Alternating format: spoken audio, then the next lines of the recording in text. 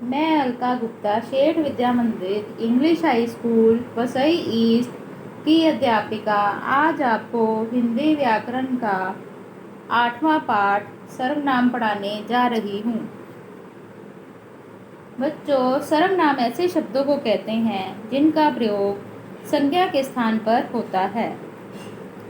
सर्वनाम का अर्थ है सबका नाम। संज्ञा के बार बार प्रयोग से वाक्य का सौंदर्य नष्ट हो जाता है।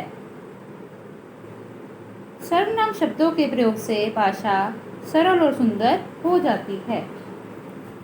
आइए बच्चों, पाठ शुरू करते हैं।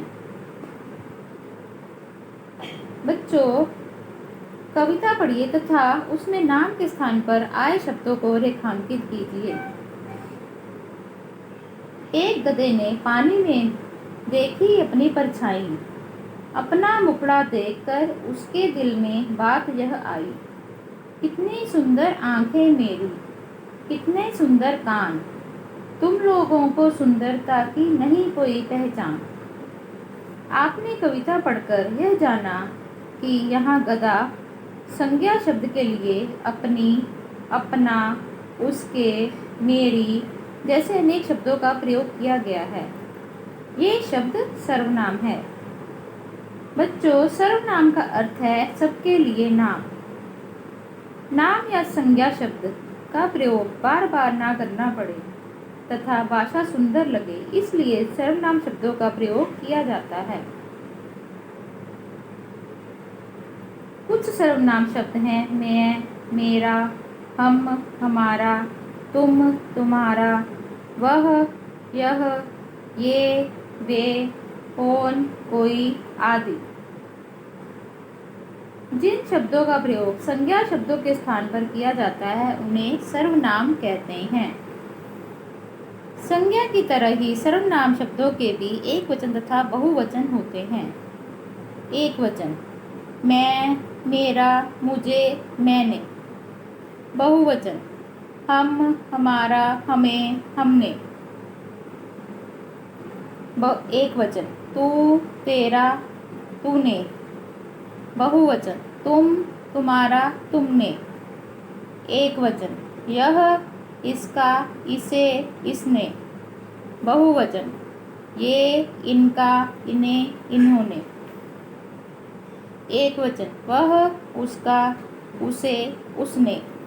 बहुवचन वे, उनका, उन्हें, उन्होंने। एक वचन कोई, जिसे, किसका। बहुवचन किन्हें, जिन्हें, किनका।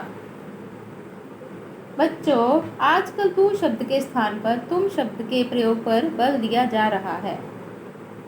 सर्वनाम के भेद। सर्वनाम के 6 भेद हैं।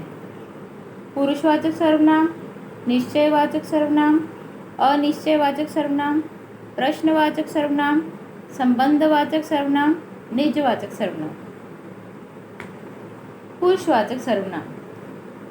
बच्चों, जो सर्वनाम शब्द बोलने वाले, सुनने वाले और अन्य व्यक्तियों के लिए प्रयोग किए जाते हैं उन्हें पुरुषवाचक सर्वनाम कहते हैं। जैसे मैं बोलने वाला, जैसे मैंने अपना काम कर लिया है, मैं गाना गा रहा हूँ, मैं खेल रहा हूँ आदि। तुम सुनने वाले, जैसे क्या तुम सब काम कर चुके, तुम्हारा नाम क्या है, तुम चित्र बनाओ आदि। वह अन्य व्यक्ति, जैसे वह अपना काम कर रही है, वह स्कूल गया है, वह खाना खा रहा है आदि। अन्य पुरुषवाचक सर्वनाम मैंने, मेरा, हमारा, हम, आप, तुम्हारा, तुमने आदि। निश्चयवाचक सर्वनाम। जिन सर्वनाम शब्दों से किसी पास या दूर की वस्तु अथवा व्यक्ति का निश्चयपूर्वक बोध हो वे निश्चयवाचक सर्वनाम कहलाते हैं। जैसे यह, वह, ये, वे, इसने, उसने आदि। जैसे यह गेंद सुंदर है, पापा मुझे यह जहाज चाहिए, वह पुस्तक मेरी है। बच्चों, इन वाक्यों में यह वह निश्चयवाचक सर्वनाम है। अनिश्चयवाचक सर्वनाम। जिन सर्वनाम शब्दों से किसी निश्चित व्यक्ति या वस्तु के बारे में पता नहीं चलता उन्हें अनिश्चयवाचक सर्वनाम कहते हैं। जैसे कोई, कुछ, किसी, किन्हीं आदि। जैसे कोई जा रहा है, कोई गाना सुनाओ, लगता है बाहर कोई आया है। इन वाक्यों में कोई अनिश्चयवाचक सर्वनाम है। प्रश्नवाचक सर्वनाम। जो सर्वनाम शब्द प्रश्न पूछने के लिए प्रयोग किए जाते हैं वे प्रश्नवाचक सर्वनाम कहलाते हैं। जैसे कौन, क्या, कैसे, किसे, किसने आदि। जैसे आप कौन बोल रही हैं, आपको किससे बात करनी है। बच्चों, इन वाक्यों में कौन, किससे प्रश्नवाचक सर्वनाम है।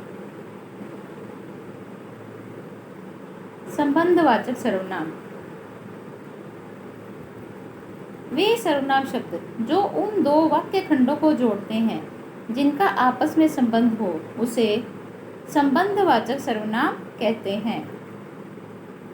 जैसे जो, सो, जिसकी, उसकी, जिसे, उसे आदि। जैसे जिसकी लाठी उसकी भैंस, जैसी करनी वैसी भरनी। बच्चों, इन वाक्यों में जिसकी, उसकी, जैसी, वैसी संबंधवाचक सर्वनाम है। निजवाचक सर्वनाम। जिन सर्वनाम शब्दों का प्रयोग काम करने वाला अपने लिए करता है उन्हें निजवाचक सर्वनाम कहते हैं। जैसे खुद, स्वयं, अपने आप आदि। जैसे मैं अपना काम स्वयं कर लूँगा।